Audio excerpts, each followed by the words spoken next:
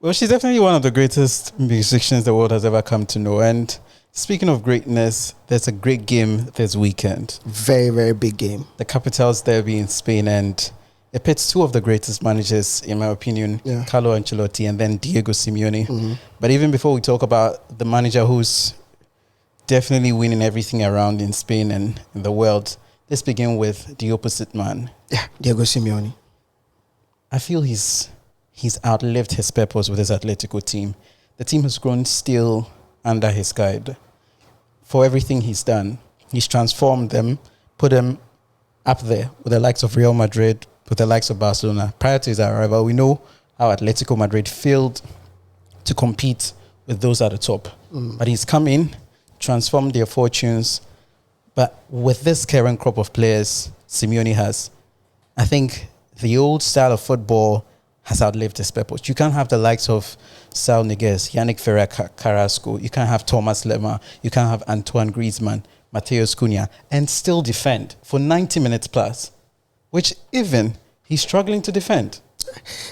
If you want to talk about Diego Simeone and if he has outlived his usefulness, that's another issue altogether. But the bit on his style of play, I think we are being too harsh. Every manager and what they are comfortable with. You don't expect that, in the blink of an eye, he switches to becoming an all-attacking, force or an all-attacking manager. This is a manager who cut his, who cut his throat by being a very, very, very defensive-minded manager.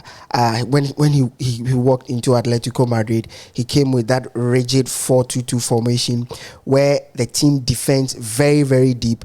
Their ability to counter-press and literally minimize the spaces for opponents to play through was one of those amazing things about Diego Simeone.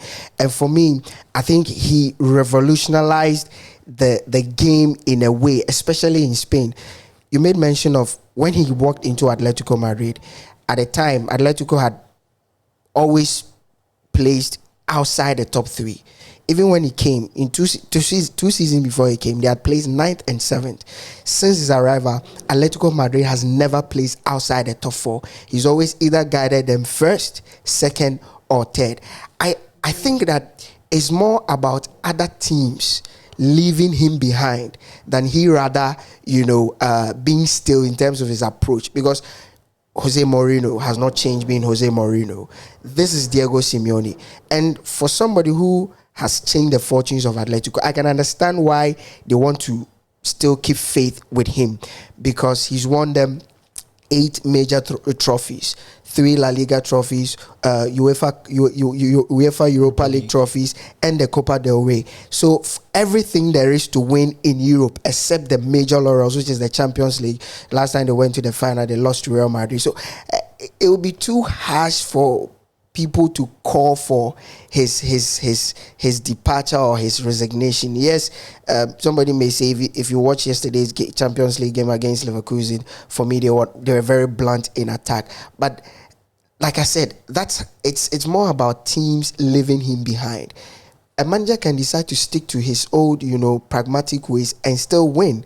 Is more of his inability to get the best out of this current crop of materials. For me, that's what is his problem. On the bit of inability, it has to do with the fact that Diego Simeone is failing to realize, like you pointed out, teams are growing. The game is evolving. Because for the very one thing he cut his name for, which is defense and counter-attacking opponents, they're struggling to defend this season.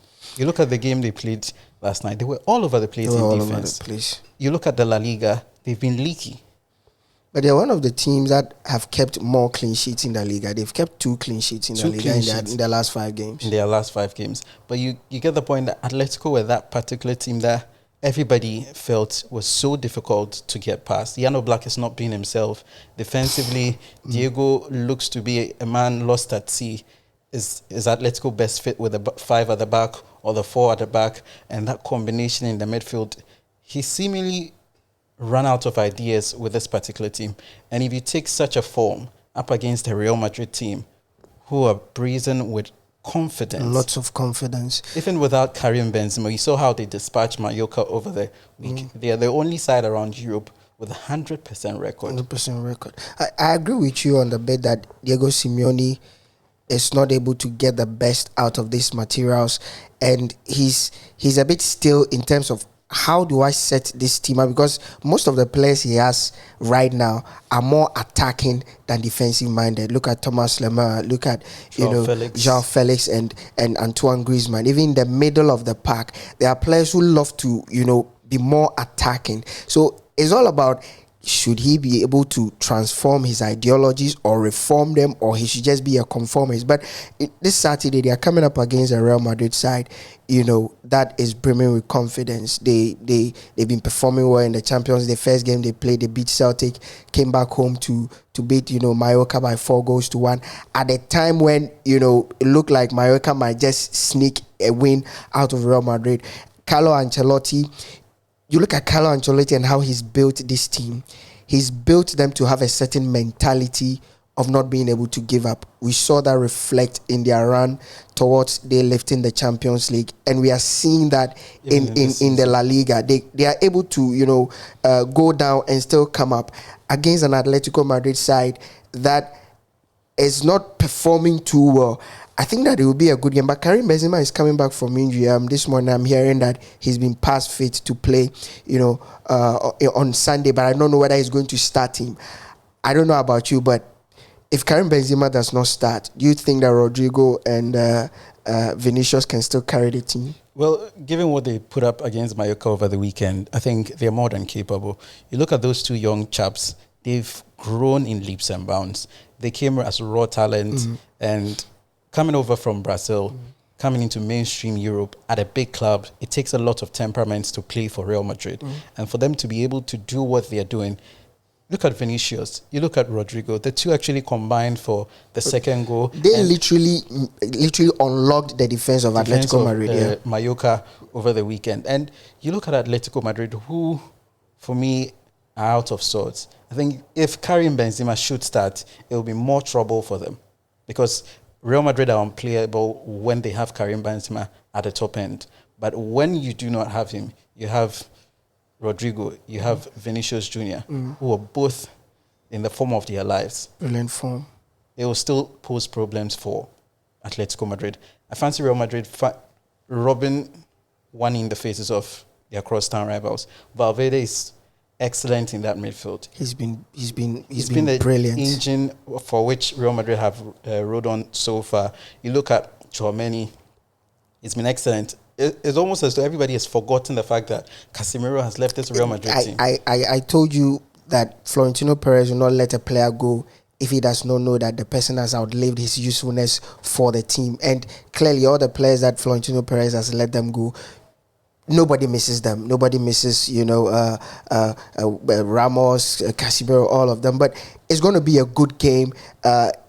Amongst the games that they've played together, Real Madrid has won 18 times. There's been 13 draws. Atletico Madrid has won 11 times. The last time the two sides met last year in Europe, Real Madrid beat them 2-0 at home. Then when they went to the Wanda Metropolitana, Atletico Madrid beat them a goal to 0. It's going to be an interesting game. For me, I'm a bit on the edge. I want to sit on the fence as to where this game ends, because I do not think form will come into play here. I think that Atletico Madrid would want to quickly bounce back from that defeat against Bayer Leverkusen. I want to sit on the fence here. I'm not going to predict. Well, it's a derby, and if you want to be on the fence, I kind of agree, because there are certain elements that tend to change the fortunes within moments. And so, but I think I'll be brave enough. I feel Real Madrid will have the edge over Atletico. Okay, guys, I don't know what you think. Who wins the big Madrid derby this coming Sunday? Atletico Madrid versus Real Madrid. Do not forget, we are shooting from Red Mango Hotel and Apartment in the Western region in Takrady in Ghana. As always, if you need a place to spend the weekend, this is the place to be with your family. Subscribe to Sports 101. We want to see your comments each and every time.